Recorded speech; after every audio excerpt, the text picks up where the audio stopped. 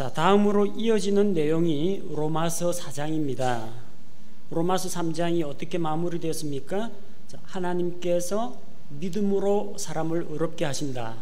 근데 이 혜택이 누구에게 임하느냐? 율법을 가지고 있는 유대인에게 임하느냐? 그러면 하나님은 이방인의 하나님은 아니시냐? 하나님은 이방인의 하나님도 된다. 그럼 이방인들도 믿음으로 의롭게 되어야 하지 않느냐? 자, 그래서 우리가 로마서 3장 21절에서 의롭게 되는 것은 율법 밖에 있는 하나님의 의로 말미암는다고 했습니다. 또한 3장 마지막에서 할례자나 무할례자나 유대인이나 이방인이나 모두 다 믿음으로 의롭게 된다고 했습니다. 정말 그러한지 성경에서 믿음으로 의롭게 된 사례를 두 가지 들어보려고 합니다. 로마서 4장 두 사람이 나옵니다. 한 사람은 아브라함이고요, 한 사람은 다윗입니다. 자, 율법 이전 시대 사람의 대표자로 아브라함이 나왔습니다. 아브라함은 1절에 보니까 육체에 관한한 우리 조상인 아브라함, 유대인들의 조상이에요. 아브라함이 유대인이에요? 아브라함 유대인 아닙니다. 아브라함, 이삭, 야곱 아들이 유다예요. 아브라함은 유대인이 아닙니다. 이스라엘보다 더 이전의 사람이에요. 쉽게 이야기하자면 세종대왕이 대한민국 사람인가 그 이야기하고 똑같은 겁니다. 아브라함은 유대인 아닙니다. 그는 율법 이전 시대 사람입니다. 그런데 아브라함은 행위가 아닌 믿음으로 의롭게 되었다고 합니다. 창세기 15장 6절에서 아브라함이 주를 믿으니 그분께서 그것을 그에게 의로 여기시고, 곧 아브라함은 행위로 의롭게 된 것이 아니라 믿음으로 의롭게 되었다는 겁니다. 자, 로마서 4장 2절에 만일 아브라함이 행위로 의롭게 되었으면 그 일에 대하여 자랑할 것이 그에게 있으려니와 하나님 앞에서는 자랑할 것이 없다라는 이야기입니다. 왜 자랑할 게 없어요? 자기 공로가 없으니까. 자기 공로로 의롭게 된 것이 아니기 때문에 자랑할 수가 없습니다. 자, 성경 기록이 뭐라 말하느냐? 아브라함이 하나님을 믿음에 그것을 그에게 의로 여기셨느니라 하느니라. 아브라함이 뭐 믿었습니까? 창세기 15장에서 예수 그리스도의 오심을 믿은 것도 아니고요, 창세기 15장에서 아브라함이 예수 그리스도 십자가의 죽음과 부활에 대해서 믿은 것도 아니에요. 오직 아브라함의 믿음은 하나님의 말씀을 믿었습니다. 하나님께서 그에게 아무런 가망성이 없어 보이는 할아버지에게 내 씨가 이와 같으리라, 하늘의 별과 같이 바다의 모래와 같이 많은 자손들을 주겠다, 너로 큰 민족을 이루게 하겠다, 하나님의 말씀을 믿었습니다. 그래서 그 믿음을 보시고 하나님께서 그를 의롭다고 여기신 겁니다. 4절과 5절을 보니까 자, 빚과 은혜의 차이점이 뭔지 나옵니다. 이제 일하는 자는 품삯을 은혜로 여기지 아니하고 빚으로 여기거니와 일을 아니할지라도 경건치 아니한 자를 의롭다 하신 이를 믿는 자에게는 그의 믿음을 의로 여기신다고 했습니다. 일하고 품삯을 받는 사람은 주인에게 뭔가 기여한 바가 있죠. 품삯을 받을 당연한 자격이 있고 권리가 있습니다. 주인은 삭을 지불해야 되는 의무가 있습니다. 월급 줘야 됩니다. 그래서 일하는 사람은 자기가 받는 품삯에 대해서 은혜의 선물로 받았다 하지 않습니다. 왜? 자기가 일하고 노동을 해서 이루어 놓은 것이기 때문에 주인한테서 빚 받아내는 겁니다. 안 주면 주인이 나한테 임금 채무 불이행이 되는 겁니다. 주인이 나한테 빚진 거예요. 반면에 일을 하지 않았는데 거저 받았다, 그러면 은혜의 선물이 됩니다. 자, 우리가 받은 구원, 우리가 받은 하나님의 의는 과연 빚이냐 은혜냐 하는 겁니다. 우리의 노력으로는 하나님의 공의를 만족시킬 수가 없습니다. 또 하나님이 사람들한테 빚지고 있는 분이 아닙니다. 어느 누가 착한 일 열심히 하고 하나님께 찾아가서 하나님 저 잘했죠? 잘했으니까 저 당연히 구원해 주셔야 됩니다. 하나님은 나 책임지고 지옥 안 떨어지게 하늘나라 데려갈 의무가 있습니다. 이렇게 주장할 수 있는 사람은 아무도 없다는 겁니다. 하나님은 법은 법대로 공정하게 집행하실 뿐입니다. 하나님이 어떤 사람에게 사정을 보아준다라든지 누군가를 구원해 줘야 되는 의무를 지고 있는 분은 아니라는 겁니다. 사람의 노력으로는 하나님의 요구 조건을 만족시킬 수가 없기 때문입니다. 자, 그런데 하나님께서는 은혜를 베푸셔서 아무런 공로나 하나님 앞에서 의가 없는 자라도 받아주신다고 했습니다. 아브라함은 바로 이런 하나님을 믿었습니다. 그는 경건치 않은 자를 의롭다고 하시는 하나님을 믿었고 하나님께서는 그의 믿음을 의로 여기셨다는 것입니다. 아브라함은 별 자랑할 게 없습니다. 자기 아버지 데라는 우상숭배자입니다. 그래서 그 갈대아우르 우상의 도시에서 보고 듣고 배우고 자라왔어요. 그리고 그는 가나안 땅에 왔습니다. 그가 행실이 거룩했던 거 아닙니다. 자기 목숨이 아까워서 자기 아내를 여동생이라고 속여 넘겼습니다. 거짓말을 했습니다. 예. 그래서 자기 아내를 얻기 위해서 오라버니라고 하는 아브라함한테 잘 보이려고 사람들이 그에게 많은 선물을 주었습니다. 그는 두려움이 있었고 거짓말을 했습니다. 그러고 약점이 없었습니까? 이집트에서 뭐 배워 갖고 왔습니까? 자기 본부인이 아이를 못 낳을 때는 여종을 첩으로 맞아들여 가지고 거기서 나오는 아이에게 대를 물려주면 된다. 이집트의 풍습 하나를 배웠습니다. 그래서 이집트 출신 하갈이라는 여종을 둘째 부인으로, 하나님이 일부 일처 말씀하셨는데도 아브라함은 첩을 두었습니다. 뭐 별반 하나님 앞에서 잘했다라고 인정받을 만한 그런 건 없습니다. 그럼에도 불구하고 아브라함과 같이 경건치 않은 자를 의롭다고 하시는 하나님을 믿었다는 겁니다. 그래서 그 믿음을 보시고 하나님께서 아브라함을 의롭다고 인정하셨습니다. 아브라함은 유대인 아닙니다. 아직까지 유대민족 나오려면 멀었어요. 아브라함은 유대인 아닙니다. 아브라함은 율법 없는 사람입니다. 율법 이전 시대 사람입니다. 자, 그래서 유대인이 아니고 율법도 없는 사람이라 할지라도 믿음으로 의롭게 될 수 있다라는 그 대표적인 사례로 아브라함이 꼽힙니다. 그 다음에 율법 이후 시대 사람에 대해서 살펴보겠습니다. 다윗 6절에 나오죠. 이것은 또한 다윗이 행위가 없어도 하나님께서 의를 인정하시는 사람의 복된 일을 묘사하여 이르되, 시편 말씀이죠. 자기 불법들을 용서받고 자기 죄들이 가려진 자들은 복이 있으며 주께서 죄를 인정하지 아니하실 사람은 복이 있도다 함과 같으니라. 다윗의 예를 들고 있습니다. 다윗은 유다지파 사람입니다. 유대인 맞습니다. 다윗은 모세의 율법 받은 이후에 가나안 땅 들어온 이후에 왕조 시대 사람입니다. 그러니까 율법 시대 사람이죠. 다윗은 어떻게 의롭다함을 받았습니까? 다윗은 죄인입니다. 밧세바와 간음을 했습니다. 그리고 밧세바의 남편 우리아를 속였습니다. 밧세바가 임신했다라고 하니까 그 시가 우리아의 시인 것처럼 너가 들어가서 남편과 자리를 같이 하라고 합니다. 그 우리아를 그 아내에게로 들여보냈습니다. 그러나 우리아는 밖에 나와서 자죠. 나중에 이러다가 자기 죄가 발각될까봐 그는 요압에게 편지를 써가지고 우리아를 전쟁터 최전선에 몰아세워가지고 적들과 맞서게 하고 너희는 뒤로 빠져가지고 그가 적군에게 공격을 받아서 죽도록 만듭니다. 자, 간음했고 거짓말하지 말라고 했는데 거짓말을 했고 살인하지 말라고 했는데 살인을 했고 그는 죄를 지은 죄인입니다. 다윗이 어떻게 해서 용서받았습니까?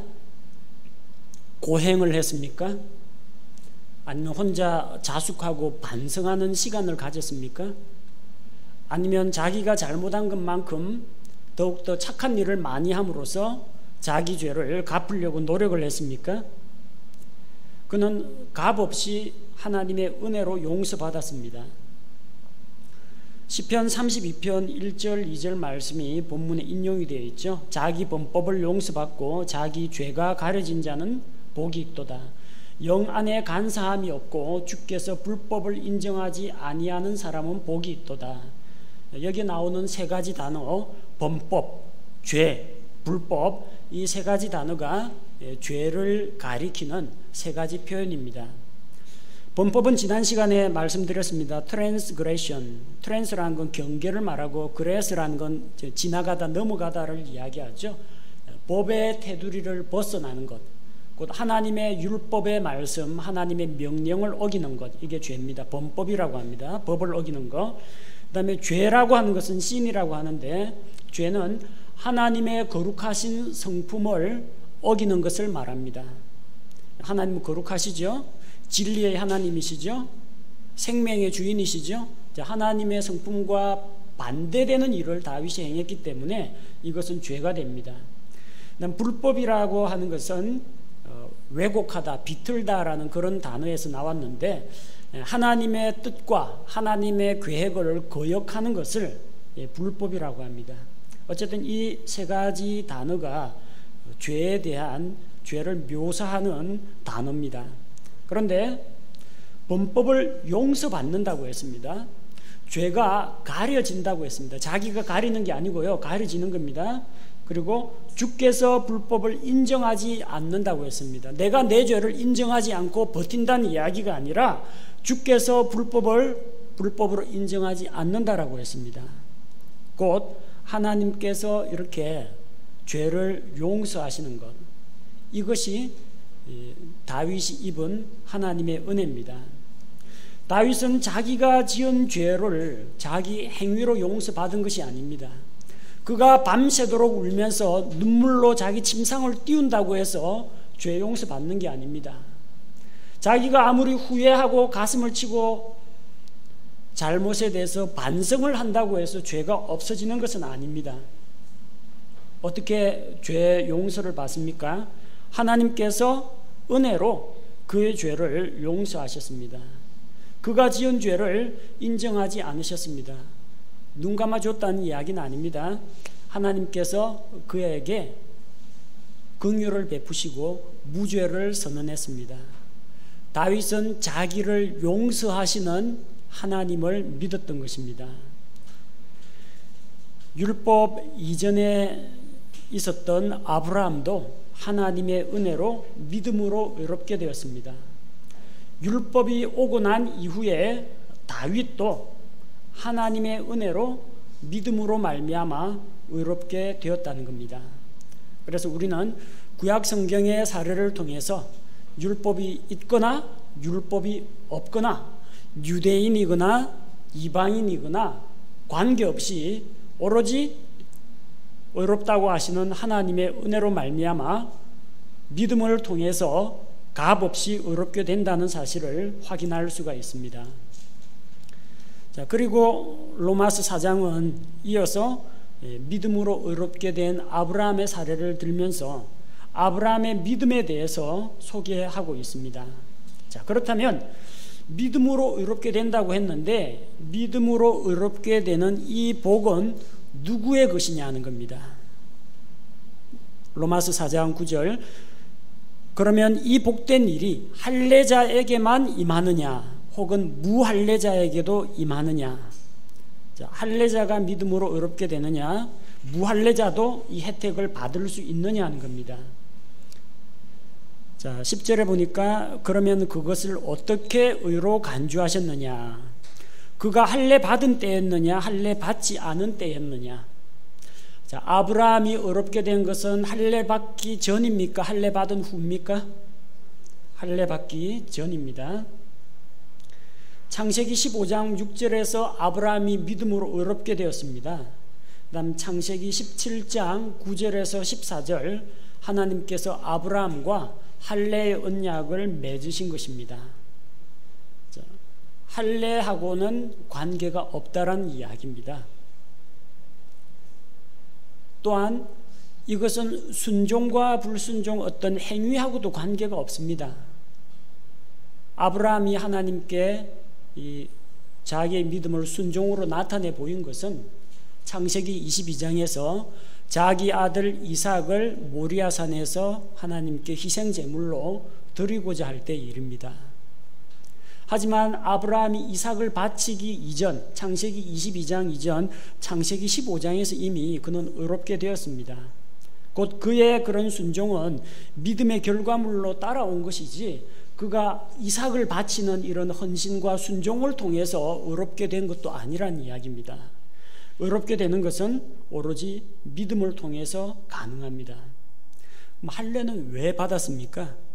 11절 그가 할례의 표적 곧 아직 할례 받지 않은 때에 그가 소유한 믿음의 의를 봉인한 표적을 받았으니, 자, 이 할례를 받은 것은 그 의롭게 된 자로서의 표로 받은 것이라고 했습니다. 할례와 같은 봉인이나 표적이 없더라도 믿음의 의는 여전히 유효합니다. 결혼하신 분들 가정하고 한번 생각을 해봅시다. 결혼을 했습니다. 그래서 결혼의 증표, 사랑의 증표로 결혼 반지 끼워줬습니다. 결혼 반지 없으면 결혼 안 한 겁니까? 그건 아니죠.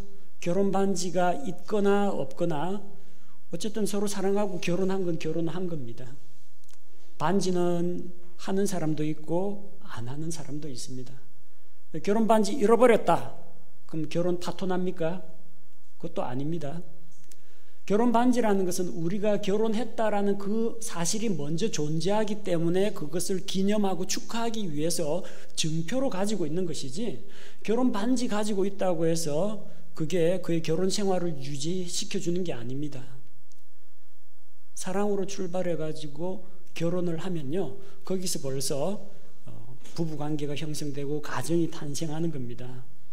그 뒤에 그걸 입증하기 위해서 결혼 반지를 한다라든지 혼인신고를 한다라든지, 이것은 대외적으로 이런 것들을 다른 사람들 앞에서 인정받고 또 다른 사람들 앞에서 정당한 자기의 신분을, 가정의 위치를 보장받기 위해서 하는 것이지, 결혼 그 자체만으로 이미 벌써 그 가정은 성립한 겁니다. 아브라함의 믿음 역시 마찬가지입니다. 할례를 받기 이전이지만 그는 이미 믿음으로 의롭게 되었습니다. 그런데 그가 의롭게 되었다라는 것을, 그 당시에 이게 뭐 두루마리 성경이 있습니까? 뭐가 있습니까? 아무것도 없어요. 기억에서 흐려집니다. 자손들에게 이거 설명을 해줘야 됩니다. 뭐 갖고 설명합니까? 하나님과 우리 사이에 맺은 언약이 너의 몸에 표로 새겨져 있다. 그게 바로 이 할례의 흔적이다. 그걸 가지고 시청각 교육으로 설명해 주는 자료입니다. 할례와 같은 그런 표적이 없을지라도 믿음을 통해서 받은 의는 여전히 유효하다는 겁니다. 그래서 그는 할례를 받은 자들의 조상이 되었습니다. 그가 할례의 조상이 되었다고 했는데, 첫째는 아브라함과 같은 할례를 받은 자들, 할례자들의 조상이 되었습니다.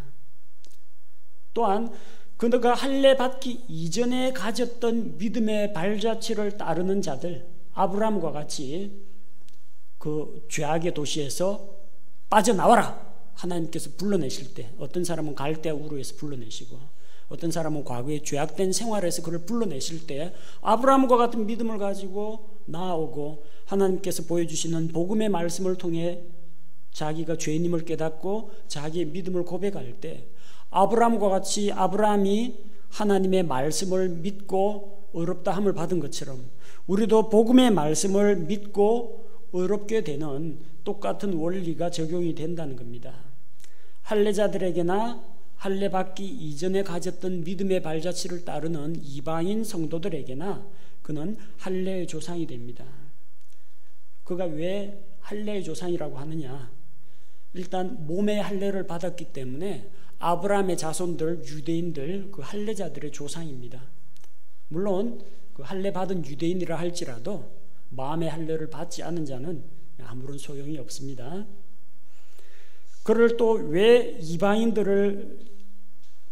이방인들을 대상으로 하는 할례 조상이라고 하느냐? 그가 먼저 마음의 할례를 받았기 때문에 할례는 받지 않고 오직 믿음으로 하나님을 따르는 이런 자들의 조상이 된다는 겁니다. 그 내용이 본문에 기록되어 있죠.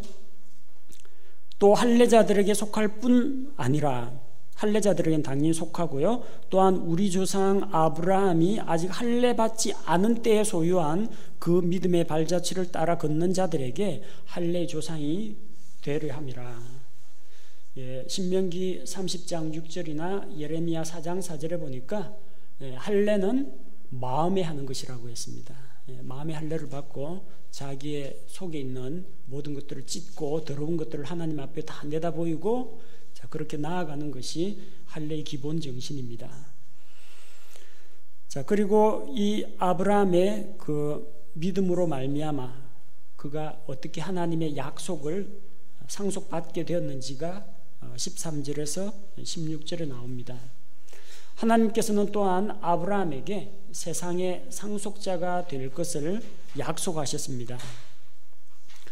그가 세상의 상속자가 되리라고 하신 그 약속은 아브라함에게나 그의 씨에게나 율법을 통해 주어지지 아니하고 믿음의 의를 통해서 주어졌다고 했습니다.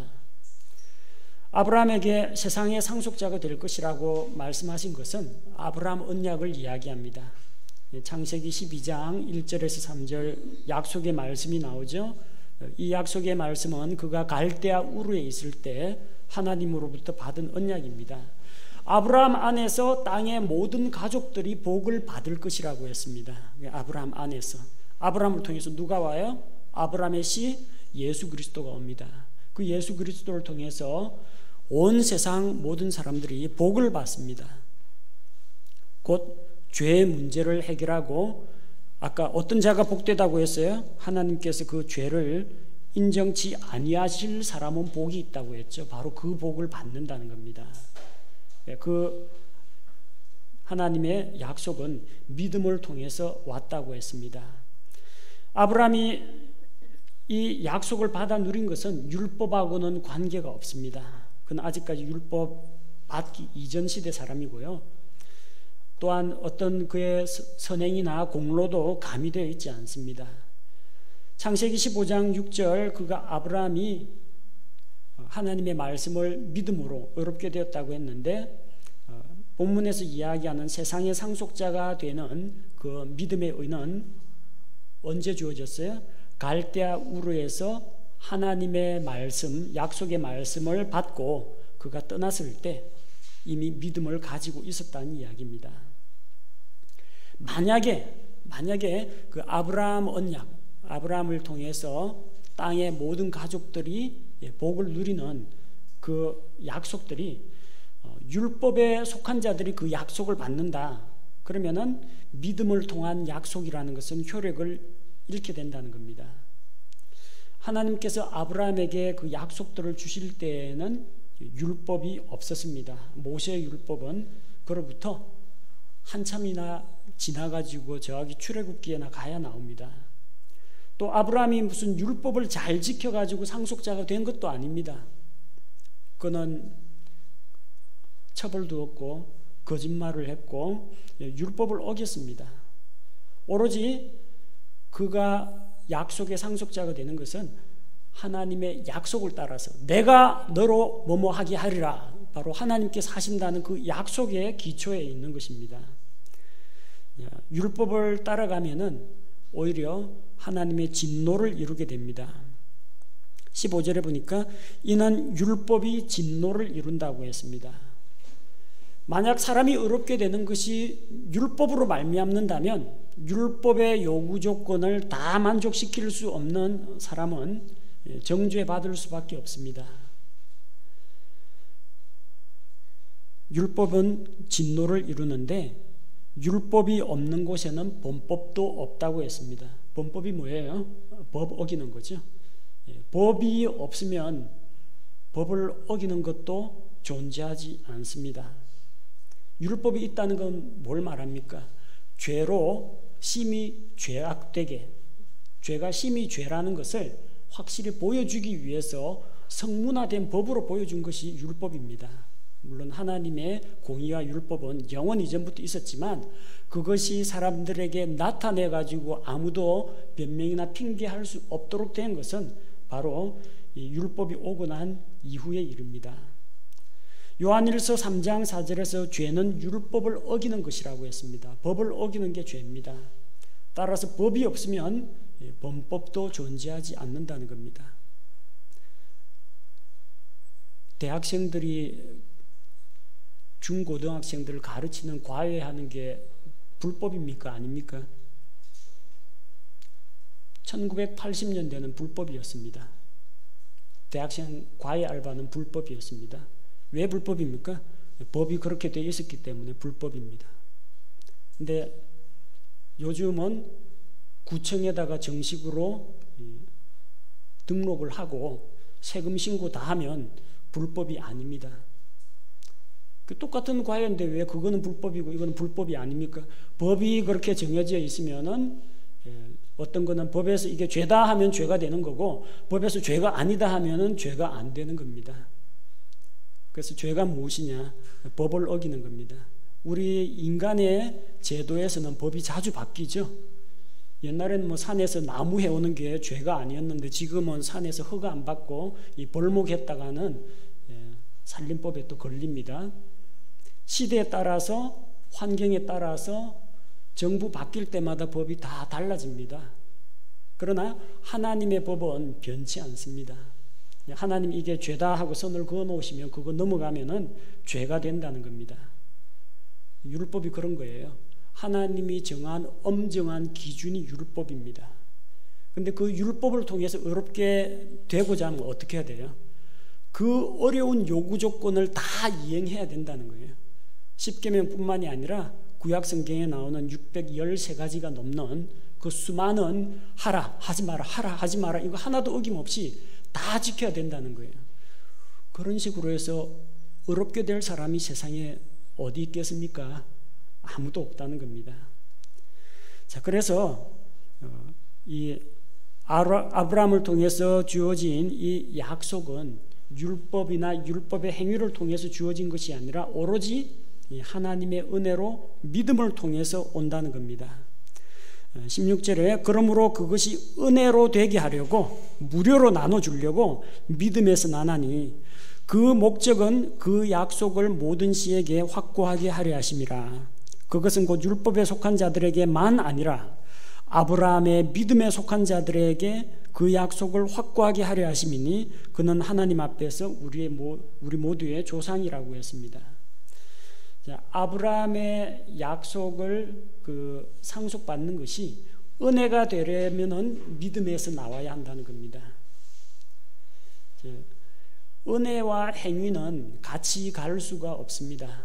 나중에 로마서 9장 10장 살펴보면 나오겠지만 그것이 은혜라면 결코 행위에서 나온 것이 아닙니다. 내 공로가 한 방울이라도 들어가 있으면은 그건 은혜가 아니라는 겁니다.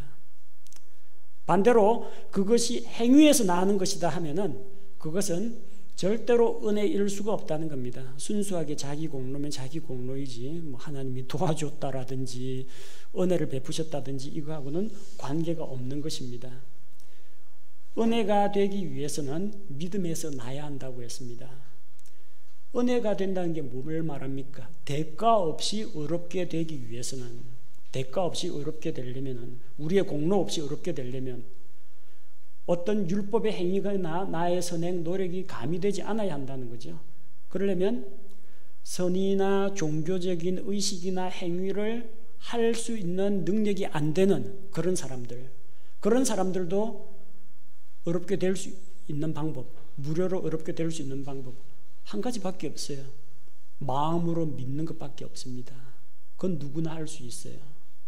비록 그가 병석에 누워있는 사람일지라도, 또 그가 아직까지 장성하지 못한 어린 아이라 할지라도 하나님의 말씀을 마음으로 믿는 것, 이거는 누구나 할 수 있거든요.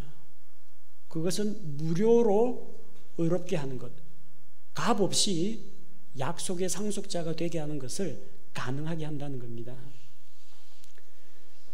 자, 그래서 이 아브라함의 약속을 상속받는 것이 은혜가 되도록 하기 위해서 율법의 행위가 아닌 믿음에서 나게 한다고 했습니다. 만약에 혈통을 따라서, 가문을 따라서, 사람의 행위나 준법 정신이나 도덕성에 따라서 나는 것이라면 그게 다 개인의 자랑거리가 될 것이고, 그런 사람들은 자기가 마땅히 구원받을 자격이 있다라고 생각하면서 하나님 앞에 그 구원을 빚으로 청구를 하게 될 겁니다. 율법에 속한 자들에게나 믿음에 속한 자들에게나 그 하나님의 약속을 견고하게, 확고하게 하려면 하나님께서 은혜를 베풀어 주시고 사람이 믿음으로 받아들여야 합니다. 두 가지가 같이 가야 됩니다. 은혜와 믿음, 이 두 가지가 같이 가야 합니다. 일단 하나님께서 구원의 길을 열어놓으시고 은혜를 베풀어 주셔야 됩니다. 자, 모든 사람에게 열려있는, 모든 사람을 향한 그 하나님의 의. 그러나 누가 받아 누린다고요? 그 하나님의 의가 믿는 모든 자 위에 임한다고 했습니다. 믿는 자만이 그 의를 받아 누릴 수가 있다는 겁니다. 하나님께서 베풀어 주셨는데, 모든 사람에게 베풀어 주셨는데 어떤 사람은 그 은혜의 선물을 받아들이지 않으면 의롭다함을 받지 못하는 것이고, 믿음으로 받아들이면 의롭다함을 받는 겁니다. 하나님께서 은혜를 전혀 베풀어 주지 않으셨는데 자기가 믿습니다 하고 어떤 결심을 세운다고 해서 구원받는 건 아닙니다. 두 가지는 같이 가야 합니다. 하나님의 은혜가 먼저고, 그리고 그 은혜의 선물을 믿음으로 받아들이는 과정이 우리에게 있어야 한다는 겁니다.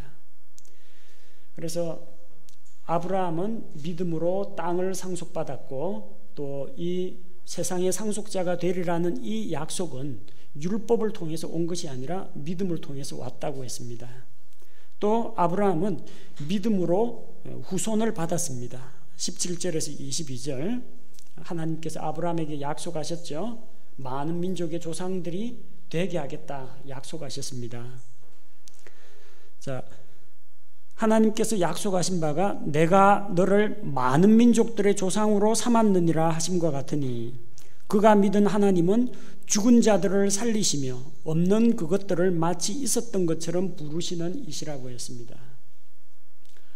아브라함으로 하여금 많은 민족들의 조상이 되게 한다 약속하셨어요.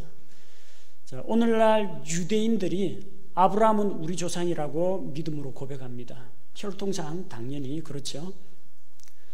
그 옆에 있는 아랍계 사람들이요, 이스마엘의 후손들이 아브라함은 우리 조상, 그 하갈을 통해서, 하갈의 남편 아닙니까? 그러니까 이스마엘의 후손들이 전부 아브라함은 우리 조상이라고 이야기합니다.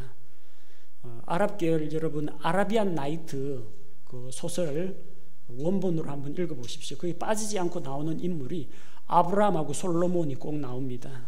우리 조상 아브라함이시여 해가지고 그렇게 나와요. 자기들이 아브라함의 후손이라고 주장하는 겁니다. 물론 약속의 자녀가 아니라 육체의 후손이긴 하지만 아랍 사람들도 우리 민족의 조상 그렇게 부릅니다. 또 이 그리스도인들이 아브라함은 우리 믿음의 조상이라고 부릅니다. 세계 유대교, 이슬람교, 기독교에서 다 아브라함은 우리 조상들이라 그렇게 부릅니다. 아브라함은 많은 민족들의 조상이 되게 하겠다는 그 약속대로 그들의 조상이 되었습니다. 그 아브라함이 믿었던 하나님은 어떤 분이냐? 이건 곧 우리의 믿음과 관련된 겁니다. 아브라함이 믿었던 하나님은 죽은 자들을 다시 살리시는 분이라고 했습니다. 자, 히브리서 11장 19절에 나오는 번제로 이삭을 바칠 때 그 아들 이삭은 이미 사흘 동안 자기 아버지 마음속에서 죽은 아들이었습니다. 실제로 이 아들을 찔러 죽이려고 할 때 주의 천사가 가로막지 않았더라면 이삭은 죽었을 겁니다. 그런데 그 죽음 가운데서 이삭을 돌려받았습니다. 죽은 자들을 살리시는 하나님이십니다. 그분은 없는 그것들을 마치 있었던 것처럼 부르시는 분입니다. 아직까지 많은 민족은 고사하고 아들 하나도 없는데, 갓난아이 한 명도 없는데 내 씨들이, 내 자손들이 이와 같을 것이라 하고 하늘의 별들과 바다의 모래에 빗대어서 말씀하시는, 마치 그것이 있는 것처럼 불러내시고 부르시는 분이라는 겁니다. 자, 여기서 우리가 믿음이 뭔지를 살펴봐야 됩니다. 믿음은 계산에 의해서 오지 않습니다. 내가 아들이 몇 명 있으니까 이 녀석들이 나중에 몇십 년 후면은 손자가 몇 명으로 불러나가고, 이거 계산으로 이루어지는 게 아닙니다. 아무것도 없어요. 미천이고 뭐고 아무것도 없어요. 씨가 없습니다. 아브라함하고 사라밖에 없어요. 근데 믿음은 뭘 가능하게 합니까? 보이지 않는 것들을 있는 것처럼 받아들입니다. 또 바라는 것들, 바라는 거 아직 안 이루어졌으니까 바라죠. 눈앞에 나타나 있으면 왜 바랍니까?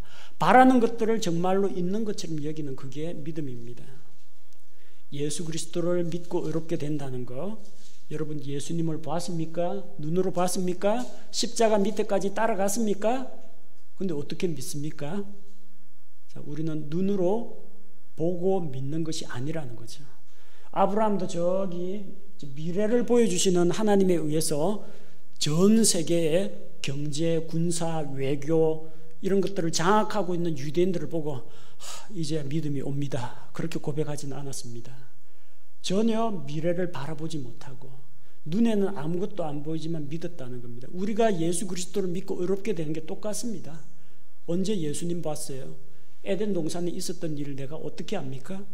성경 말씀을 통해서 그것을 사실로 내가 있는 것처럼 그대로, 실제 그대로 받아들이지 않습니까? 예수님이 나를 사랑하시고 나를 위하여 내 죄 때문에 십자가에서 죽으시고 부활하신 거, 내가 예수님 돌무덤에 가보지 못했지만 성경에 기록된 약속을 통해서 믿는 거 아닙니까? 아브라함의 믿음이나 우리 믿음이나 보이지 않는 것들, 바라는 것들, 그걸 실제 그대로 있는 것처럼 믿는 것입니다. 자, 18절에서 19절 그 대표적인 예가 나옵니다. 그가 바랄 수 없는 가운데 바라면서 믿었으니 이것은 내 씨가 이와 같으리라 하신 것대로 그가 많은 민족들의 조상이 되려 함이라. 그가 100세쯤 되었을 때에도 믿음이 약해지지 아니하여 이제는 죽은 자기 몸을 고려하지 아니하고 또 사라의 태가 죽은 것도 고려하지 아니하였으며, 환경과 상황을 바라보지 않는 그런 믿음입니다. 아브라함 나이 100세입니다. 옛날 사람들은 오래 살지 않았느냐라고 이야기하는데 아브라함은 홍수 끝나고 난 뒤에 사람입니다. 수명이 점점 줄어들죠. 그리고 100세쯤 되었을 때 자기 몸이 죽었다고 했습니다. 죽은 자기 몸. 죽은 자기 몸이라는 것은 그가 사망했다는 이야기가 아니고요, 남성으로서의 기능이 완전히 죽었다는 이야기입니다. 또 사라의 태가 죽은 것도 고려하지 아니하고, 사라 나이 90세입니다. 할머니예요. 그리고 사라는 벌써 월경 끊어진 지가 오래됐습니다. 가임기 여성이 아니란 이야기예요. 이 늙은 할아버지하고 할머니 둘 다 가망 없는 사람인데 바랄 수 없는 절망적인 상황이죠. 그런데도 믿었다는 겁니다. 믿음은 환경이 자기에게 유리하고 그럴듯하니까 받아들이는 게 아닙니다. 환경이나 자기 몸이 아니라 하나님의 말씀이 진리라는 것을 믿기 때문에 받아들이는 겁니다. 그래서 20절, 21절 믿지 아니함으로써 하나님의 약속에 관하여 흔들리지 아니하고 오히려 믿음이 강해져서 하나님께 영광을 돌리며 그분께서 약속하신 것을 그분께서 또한 능히 이행하실 줄로 온전히 확신하였으니, 믿지 아니함으로써, 불신함으로써 하나님의 약속에 대해서 흔들리지 않았습니다. 오히려 믿음이 강해져서 하나님께 영광을 돌렸습니다. 자기는 비록 이 몸이 죽은 것과 같지만 하나님께서 능히 이행하실 줄로 믿었습니다. 하나님께서 능히 하신다. 하나님은 전능하신 하나님이다. 하나님께서 그에게 전능하신 하나님으로 나타나셨습니다. 그는 하나님의 능력을 믿었습니다. 또 그는 하나님의 신실하심을 믿었습니다. 한번 말씀하신 것은 약속을 반드시 이행하시는 분이다. 하나님은 사람이 아니시기 때문에 거짓말하지 아니하시고 자기가 약속하신 것들을 시건하지 않습니다. 말을 주워 담지 않으시고 반드시 약속한 것을 이루시는 분입니다. 그래서 하나님의 능력과 그분의 신실하심을 믿었다는 것입니다. 그래서 하나님께서 아브라함의 믿음을 의로 여기셨다는 겁니다. 자, 하나님께서 아브라함을 의롭다고 하신 것이 왜 중요하냐? 지금 복음을 이야기하거든요. 이스라엘 역사가 아니라 지금 복음을 이야기합니다. 아브라함이 하나님을 믿음으로 의롭게 되고 하나님께서 그의 믿음을 의로 여기신 것이 바로 우리 그리스도인 로마 교회 성도들하고 무슨 관계가 있느냐는 겁니다. 그의 믿음을 의로 인정하신 것은 아브라함만 위한 것이 아니라는 겁니다. 누구를 위한 거예요? 바로 우리도 위한 것입니다. 우리가 예수 우리 주를 죽은 자들로부터 살리신 분을 믿을진데 그것을 의로 인정받을 우리도 위한 것이니라. 예수 그리스도의 대속의 죽음 봤어요? 못 봤습니다. 부활 목격했습니까? 못했습니다. 근데 어떻게 알아요? 복음의 말씀에 기록되어 있고 구약 성경의 대언에도 나옵니다. 하나님의 약속의 말씀을 믿는 우리, 그 믿음을 따라가는 우리를 위해서 하나님께서 믿음으로 의롭게 되는 그런 길을 열어놓으셨다는 것입니다. 곧 25절, 그분께서는 우리의 범죄로 인하여 넘겨지셨으며 우리의 칭의를 위하여 다시 일으켜지셨느니라. 예수 그리스도의 십자가의 죽음은 바로 우리의 범죄를 위한, 우리의 죄의 삭슬을 지불하기 위한 대속의 죽음입니다. 근데 예수님 십자가에서 죽고 그걸로 끝났다? 그러면은 구원은 완성되지 않습니다. 삭슬 지불됐지만 뭐가 필요합니까? 제사장이 그 피를 가지고 하늘의 지성소에 가서 하나님의 공의 앞에 피를 바치는 게 있어야 됩니다. 그러려면 희생제물인 동시에 대제사장이신 예수 그리스도께서 부활하셔야 됩니다. 부활하셔가지고 하나님 앞에 가서 우리의 중재자가 되어야 합니다. 아버지, 이 피를 받으시고 죄 없는 피를 받으시고 이 대속의 피를 믿는 저 죄인들을 용서해 주십시오. 제가 저 사람들의 죄를 대신 담당했습니다. 이렇게 중재자로서 역할을 해줄 때 하나님께 옳다. 그러면은 너의 대속의 죽음을 믿는 십자가 구속을 믿는 저들을 너의 의를 봐서 너의 의를 그들에게 내가 입혀주마. 하나님께서 이렇게 중재자이신 예수 그리스도를 통해서 우리와 화해하게 되시고 우리를 의롭다고 인정해 주시는 것입니다. 곧 예수 그리스도의 십자가 죽음만이 필요한 것이 아니라 죽으시고 부활하시는 것. 십자가의 죽으심은 우리를 위한 우리 범죄로 인한 대속의 희생물로 넘겨지신 것이요, 예수 그리스도의 다시 일으켜지심, 그분의 부활은 우리를 하나님 앞으로 인도해서 하나님과 교제관계를 회복시키시는 칭의와 관련되어 있다는 것을 우리가 알 수가 있습니다.